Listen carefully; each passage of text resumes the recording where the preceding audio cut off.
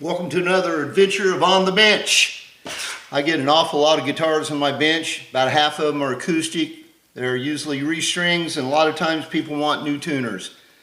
Here's a tuner that I've put on more than one guitar. It's the Goto SG381. Drops in on most guitars. I've also got a couple compensated nuts. He's wanting to get his action a little lower. And I've done both these videos before. You've seen it.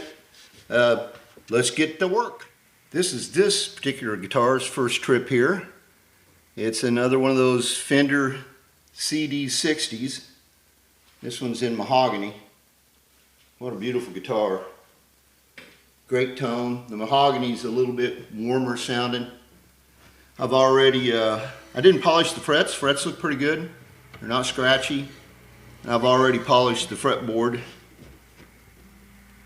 One of the problems I see on these guitars quite a bit is once you get your volume set, or your treble and bass set, your tone set, and you don't move those knobs for a long period of time, they'll tend to get scratchy. This one here doesn't have that problem. If they do, you can just pull this little rubber cap off here and spray some contact cleaner in there. I did that for a buddy of mine that owns a CD 60 guitar about a month ago. So let's get started. First thing I'm going to do is just get all these off. And I believe you've seen me do this. What do I say every time I do this? I spend about half of my time out here or more just turning the screwdriver or turning this. But anyway, let's move on. Yeah, I've used these tuners before. They're extremely nice. Get my little parts bucket down here.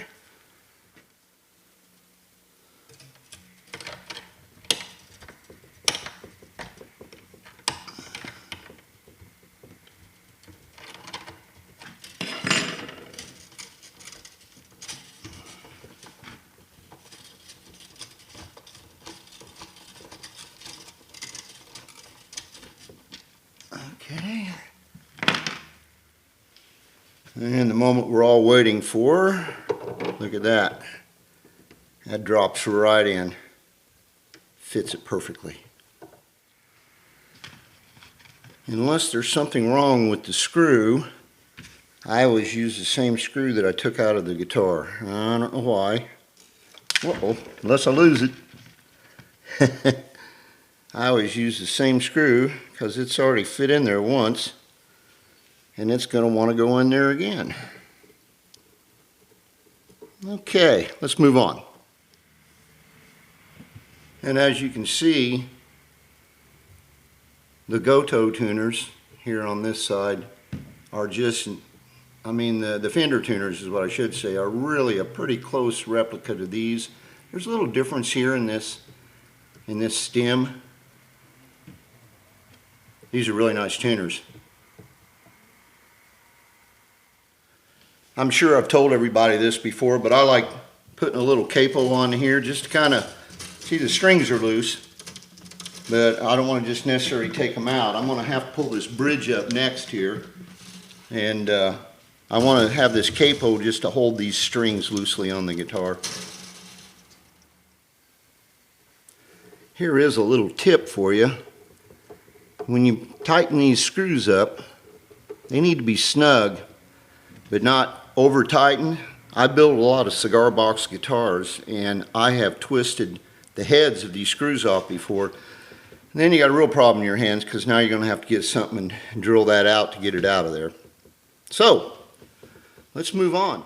So what we've got to do now is pull these pins and go ahead and get the strings out. Once again, I've left my capo on here so they're just not running around there crazy. I've already made measurements, and I know how much I need to take off. Again, I've shot a video on this before, but what I'm going to do is I'm going to take off a small amount of material on the bottom of this bridge, or saddle. I'm sorry, I keep calling it a bridge, but it's a saddle. I'll put it back in the instrument, I'll tune it up, and I'll measure it, and I'll play it, make sure I don't have any notes that are pinging, you know, kind of pingy sounding. And if it's good, which it rarely is, usually you got to do this 4 or 5 times. I'm not skilled enough to do it. make the first one count. So anyway, that's the process moving forward here. You want to be real careful when you take this out that you don't do anything with the piezo ribbon down there. There we go.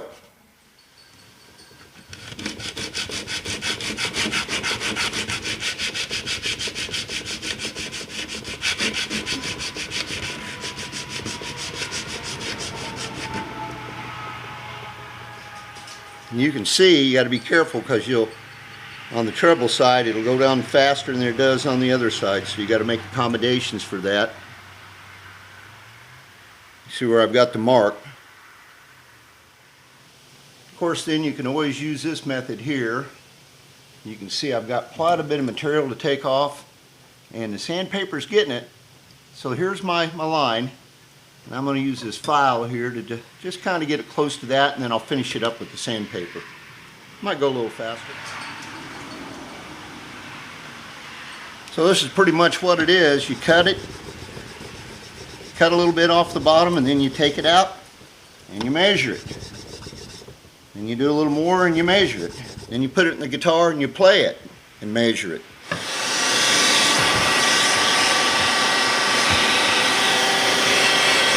It's easy to forget about this part of the job, isn't it? So I think you can see that we brought this down pretty close to where it needs to be at, because it was way up here. So that's a lot better, and I've played it and there's no pinging notes or anything, so we're going to go ahead and put him a new set of strings on here and give this man a call and tell him his guitar is ready. And of course, there it is. I've never changed any strings in my life without getting cut.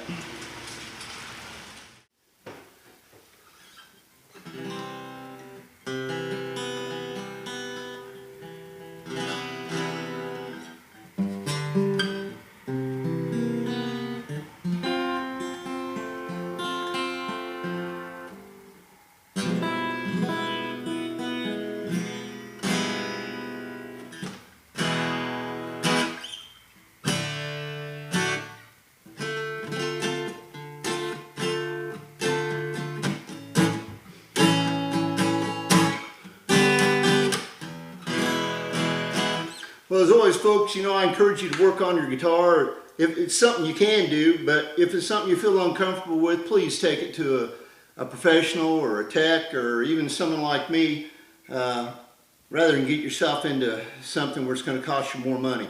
And as always, these videos are not sponsored by anybody. You may see name brands and things on there. Those are just stuff that I use. No one's giving me any kind of discount on these products or paying me in any way, shape, or form. God bless y'all, and rock on.